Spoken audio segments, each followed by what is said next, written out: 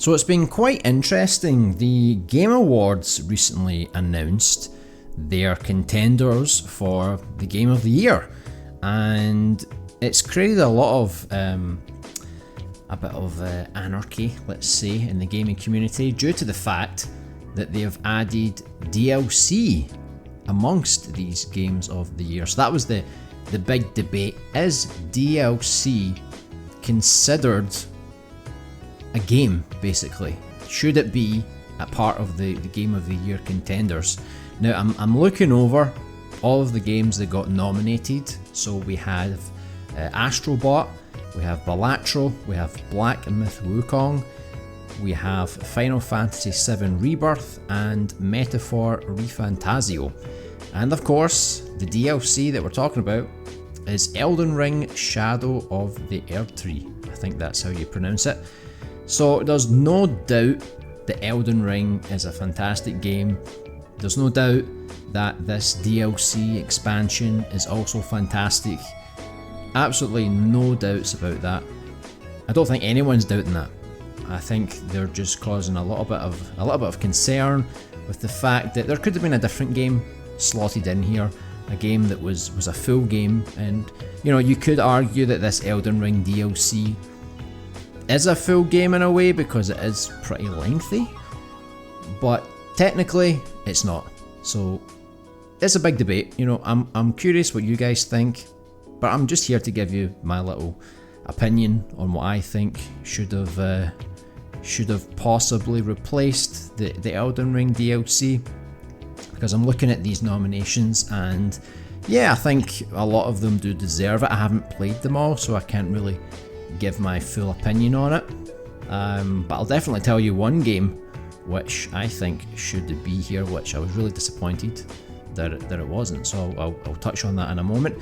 So first of all, let's just go over the fact that the Elden Ring DLC, I personally think that it shouldn't be included in the Game of the Year, because the whole thing is in the title, right? It says Game of the Year, you know, it's not DLC of the year, it's not expansion of the year. Like I said, there's no question that it's a quality piece of content, and it definitely deserves an award in itself. So, you know, there could definitely be an awards category that basically says, hey, this is like an award for DLC expansions, or, you know, post-content updates. You know, what game has been, you know, updated constantly, or what big expansion pack deserves an award. I definitely think there should be a category for that if there isn't one already, and I think it definitely would win if it was to compete in that kind of category, because I think Elden Ring already won Game of the Year, so if it wins again with the DLC, I think it's, I don't want to say bias, but it definitely feels like the awards committee are kind of throwing, you know, From Software a little bit of a bone here. So yeah, I don't think it should be included. Again, I'm not criticising the content itself. I just feel like other games possibly deserved to be in this spot. And when I give you my opinion on what game I think should be here, I don't expect anyone to agree with me either. There's probably a lot of games that got snubbed for the nominations. But let's quickly go through all of the nominations and see what we think of them. So the first one is Astrobot. This looks like an incredibly fun game. I think this is exactly what Sony were looking for. You know, after the disaster of like Concord, you know, the whole multiplayer live service thing, you know, people just want a really good single player game. And I think when they brought out Astrobot for the VR, the first PlayStation VR, I think it was a big success. And then every PS5 after that came with, it was like Astro's Playroom, I think it was called. And that was a huge success, especially with the DualSense controller. All of the features that they could use and do was phenomenal. And it was just a really fun game, and I bet a lot of people were probably playing that and thinking, I wish they would just make a full game like this. You know, it's not VR, it's just like Playroom but on a full scale, and that's exactly what they've done here. And you know, looking at the reviews, looking at the videos, it does look like a very, very fun game. and I can't wait to pick this up for myself and play it. I definitely think it looks like it's up there with the best of the Mario games, and I think this was one of the ones I would have expected to be in this Game of the Year nominations. Absolutely. Do I think it has a chance of winning? I think on paper, yes, because it's just phenomenally well reviewed and it's so creative. I think that's the big thing. It's so creative. It has so many unique and cool ideas, and you know, I would have no arguments if Astrobot won. The only thing that makes me think it won't win is because, generally speaking, we tend to see more realistic kind of games kind of win these awards. A lot of people might look at Astrobot and think, oh, it's for children, or you know, it can't really compete with more serious games. I don't agree. I think Astrobot, you know, should be respected just like The Last of Us, you know, just because it's a different kind of genre and art style. I don't think it should be seen as anything less, and I think if you really give Mario a lot of credit, you should definitely give Astrobot a lot of credit too. So I don't think it's going to win, but I would be delighted to see it win. I think it definitely deserves to win something, even if it's not Game of the Year. The next one is Balatro. This is a game that I have not played. I have very limited knowledge on this game. I just know it was a huge indie success. It was by a solo indie game dev, and apparently this dev wasn't even planning to really make this a big game. You know, I think he was just making a game for himself, and it ended up selling over 1 million copies. So it's been a huge success in the indie scene. From what I've looked over, it's like a poker game mixed with like roguelike elements, and I think you have to use like the jokers or something in order to get an advantage, and I think there's like lots of boosts and different decks you can get, and I think it teaches you how to play poker, but it's not poker itself, you know, it has its own little spin on the genre. So I've not played this. It's not really the type of game I would normally play. Again, it's similar to Astrobot. I think it's something that probably won't win Game of the Year just because of how it is, you know, the style of it. You know, I think a more realistic game is probably going to win, or it's going to be more favoured, I think. But again, definitely think it deserves to be there. I think a lot of indie games deserve the opportunity to showcase what they're all about. Then, you know, it shouldn't all be big AAA games that get nominated. So I'm delighted for Balatro. I think it's a great showcase for indie game dev. The next one is Black Myth Wukong. So this game got a lot of hype even before it came out. It was absolutely stunning looking, had a really unique setting. It's very much based on like Soulsborne kind of games. Even though the developers say it's not a Soulsborne, it certainly uses a lot of influences from it, especially with like the boss battles. It's like a big theme, a big feature, and you know, just looking at gameplay, it basically just does look like a Dark Souls game. Maybe it's not as brutal, maybe it's got its own little unique components, but the game does look good. I think when it launched there was maybe some technical issues. That's why I'm a little bit surprised. Out of all of the games here, other than the DLC for Elden Ring, I'm quite surprised Black Myth made it here. Just because I think it was more like an 8 out of 10 game, and for me, I don't think that's good enough to be Game of the Year. So, you know, feel free to disagree with me. I haven't played it myself, so again, I can't really go into much detail about the good and the bad of it. It's just basically my perspective of what I've seen back when it released. I just did not expect this to be one of the games of the year. Definitely a good game, but I just don't think it was quite high enough to get that kind of prestige. So we already talked about the Elden Ring DLC. Again, I won't go over it too much because I already did earlier in the video, but no one's questioning the quality of this expansion pack. You know, it's greatly reviewed. It's just whether or not it deserves to be there or not. That's the only thing, but it definitely deserves some awards in some form. The next one is Final Fantasy VII Rebirth. I personally played this, absolutely love Final Fantasy VII. I loved the previous remake, so I was really excited to play Rebirth, and I've got to say they really delivered an incredible package. So you've got everything that made the previous remake fantastic, but then they've added a lot of things on top of it. So it is kind of like an open world game, but it's more like sort of big areas that are split up. And so you'll do a big area, it'll have like some main objectives, some side objectives, it'll have lots of mini games that you can do, and then you go off and you do like a linear chapter that's more like the previous remake, and then after that you'll go back to another big area, and it kind of goes back and forth between that kind of format, and I think it does it really well. And it's got a lot of content, like I mentioned, it's got a lot of mini games. Probably too many mini games if I'm being honest, but the fact that they managed to put all these really good mini games in, like they've got some card games, there's like a tower defense kind of game, you know, there's a lot of little things, even like smaller mini games that you can do. Some of these were in the original game, and then they've obviously expanded on that and made even more.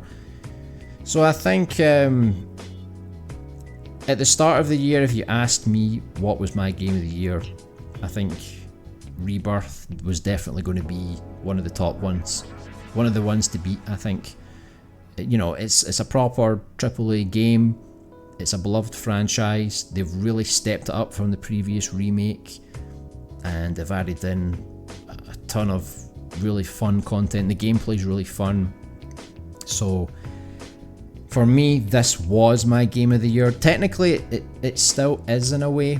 I wouldn't really argue that it's not, because I feel like if I was to personally choose one, this would be one of the games, because it's just so well made. I was really happy with it. I unfortunately played it at a point where I ended up going to hospital, and you know, things took a turn with my health, so I didn't really get to play the game from start to finish, and it kind of derailed my playthrough. But I played a lot of it. I think I played until like chapter 7 or 8, so I played quite a lot of it, really enjoying it. I'll need to go back and finish it after everything happened to me. But yeah, that would have been my game of the year. But it's actually another game which I'll touch on in just a quick moment. And the final game that got nominated was Metaphor ReFantazio, and I'm not surprised, because again, the reviews were absolutely phenomenal for this game. It was, you know, it's by the developers of Persona, so you can only expect great things. I think when Persona 5 came out, everyone was absolutely loving that game. You know, there's Persona 5, there's Royal, there's now the Tactics, there's also the Strikers game. I think there's so many like little spin-offs, and they've really pushed Persona 5 to its absolute limit. And I think that's the game that probably got even more of the mainstream into Persona games, I think. Because even though Persona 3 and 4 really did a lot, but I think 5 was the one that really took advantage of it. And you can tell with the sales numbers for Metaphor. I think it sold over like 1 million copies, and it's like its first day or first few days. So that was really impressive and really good to see for an RPG game other than Final Fantasy to be to be selling well and doing really well. I've only played the demo for this, but it was a pretty substantial demo, to be honest. It was like, how many hours did I put into that demo? It must have been about 10 hours or so. It gives you a good portion of the prologue. It then lets you play a little bit of the next section of the game. It shows you like some of the side things you can do, because it's got a lot of like the things you would expect from Persona games, where you can interact with your party members, you can increase your own attributes, like your intelligence, your strength, your courage, all these kind of things. And then you go into the dungeons and just sort of slowly work your way through them with a time limit. And I really enjoyed the demo. It's a game that I'm looking forward to picking up at some point. And yeah, I could see this getting nominated. Will it win Game of the Year? I think a lot of hardcore RPG fans would probably say this is the one that deserves to win it. and I wouldn't disagree either, because, you know, based on everything I've read about it, it does seem to be very, very impressive. There's very few people that didn't like it or were disappointed by it. I think coming up to release, I think a lot of people were thinking, oh, this is just Persona but in a more fantasy setting. But I think it did a lot to sort of separate itself from Persona and still be a great game in its own right. So I'm not surprised that it's been nominated here. Do I think this one's going to win? Normally RPG games don't have the best reputation when it comes to this award show. I don't think they get enough respect, other than Final Fantasy, obviously, because Final Fantasy is Final Fantasy. So I think between Final Fantasy and Metaphor, I think just based on popularity, I think Rebirth would probably just edge it. But I know there's probably a lot of RPG fans that are thinking, nah, Metaphor was the better game and it deserves it. So I think between those two games it's going to be very tight. But of course you've got Elden Ring, the DLC breathing down both of their necks. Everyone loves From Software. Well, not everyone, but you know, a big amount of people love From Software. They love Elden Ring, they love the DLC. There's controversy over it, obviously, but that could work against it, but it could also work for it. Maybe a lot of people will just absolutely love that it's there and they'll vote for it. So it's going to be one of those political ones. Do you believe it should be there or not? So whether that wins or not, it's going to be hard to say. But I don't think Black Myth's going to win. I think Balatro and Astro Bot, even though they're both really good in their own rights, I think they might just miss out. And I think my money's going to be on Rebirth. I think just because it's a fantastic game, it's got huge popularity, so I think that's what it's got over Metaphor. I think it just edges it based on that. So for me, it's, can Elden Ring do something to beat Rebirth? But my money's on Rebirth. I'm going to put everything on that. I think that's what's going to take it. And the game that I was talking about that I would have preferred to be here, not necessarily in the place of Elden Ring, you know, I'm not going to say that Elden Ring should, you know, be replaced, but, you know, maybe in place of Black Myth. I think the Elden Ring DLC is at least better than Black Myth. You know, argue with me in the comments if you disagree. But instead of Black Myth, I would have loved to have seen the Silent Hill 2 remake, because I think it's an absolute masterpiece. I don't want to say I'm surprised by how good it was, because I was always one of the believers when I saw the trailers. I was really excited about the game. You know, the game had a lot of haters, people saying that the trailer looked terrible, that Bluebird team were not very good, Konami are not very good, so therefore it was just a disaster waiting to happen. But I was always, you know, confident. Not overly confident, but I liked what I seen. And then finally when the game came out, phenomenal reviews. Finally all the doubters were proven wrong. And just to play it for myself, and I finished it. It's a pretty lengthy game as well. I think I put like 17, 18 hours into the game. I was surprised by how lengthy it was. It's like over double the length of the original game, and it's just phenomenal. Like, the level of detail is incredible. The way they handled the story, the combat is really good. Like, it has a great weight to it. You know, even like the dodging and things, like some enemies you have to have a different strategy with. But it just felt like a really well polished game. Visually it looked fantastic. Audio wise, fantastic. You know, I couldn't put the game down. I think I finished it in like 5 days. I was on it every night. Absolutely fantastic. And if I was to compare it to any game, I would say the Resident Evil 2 remake. For me, that's the benchmark. That's like one of the best remakes I've ever played. I love Resident Evil, but Resident Evil 2 remake is like one of my favourite Resident Evil games and one of my favourite games of all time. And Silent Hill 2 remake is absolutely up there with that remake and that game. So I'm disappointed that it didn't get nominated for Game of the Year. I definitely think it's better than Black Myth. I know they're different genres, but I'm going to put it out there and say, out of all of the games that nominated, I don't think Black Myth should be there. I would pick Silent Hill 2 Remake. But I'm curious about what you guys think. What do you guys think should be Game of the Year? Do you think the Elden Ring should be there? Do you think Black Myth is overrated? What would you like to see nominated instead? Is there another game like Silent Hill 2 Remake that you would like to have seen nominated? Let us know down in the comments below. If you enjoyed today's video, please give it a like. If you're new to the channel, subscribe, and I'll see you guys in the next one.